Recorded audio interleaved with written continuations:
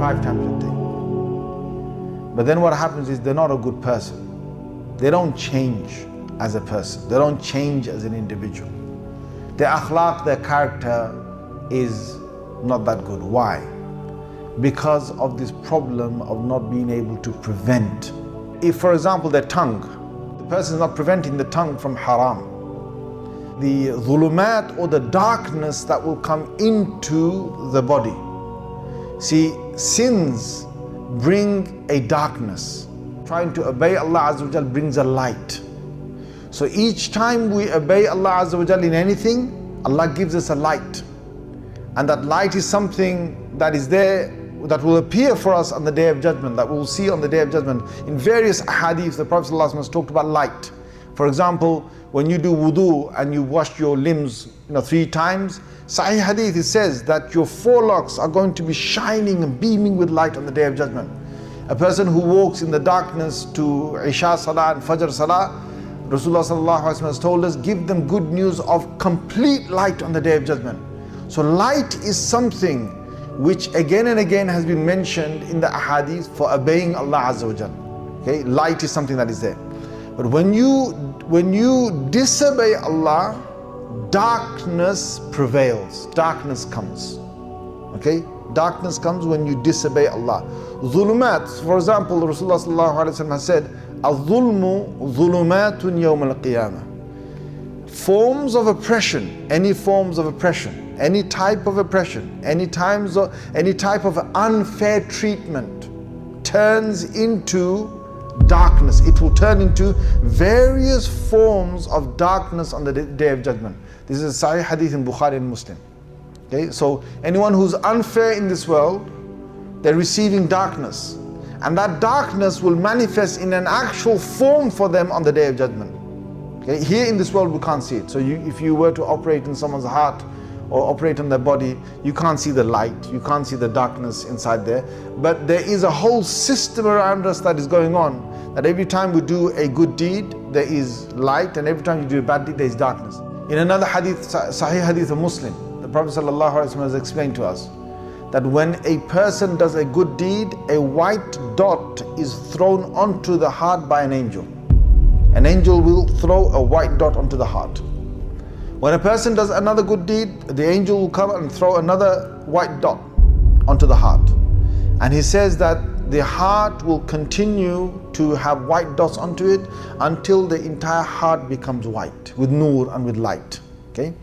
The same hadith tells us when a person does a sin, commits a sin, then the angel will throw a black dot onto the heart. And they sin again, the angel will throw another black dot onto the heart.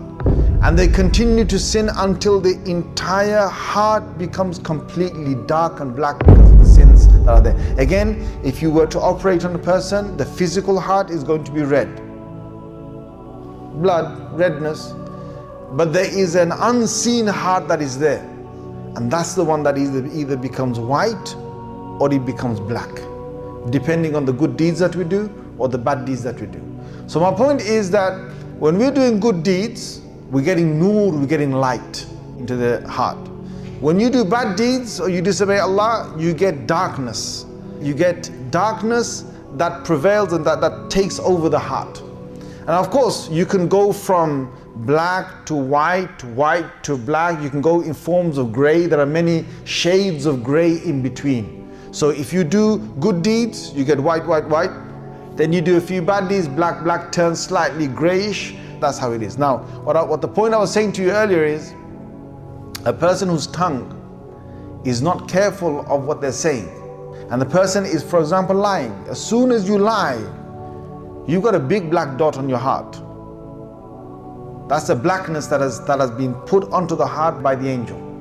Now, all the good deeds that you did, let's say, for example, you prayed, you did, you gave sadaqah, whatever. These are good deeds, brought you light to the heart.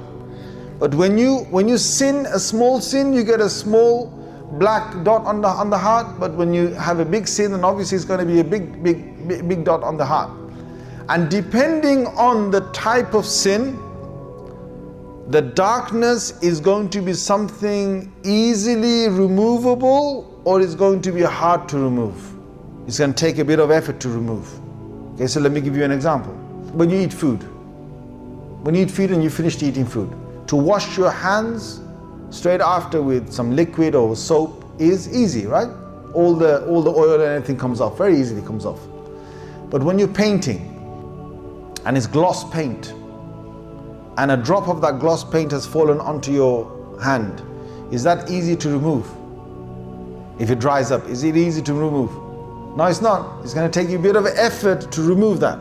Major sins are like that gloss paint. They take a bit of effort to remove.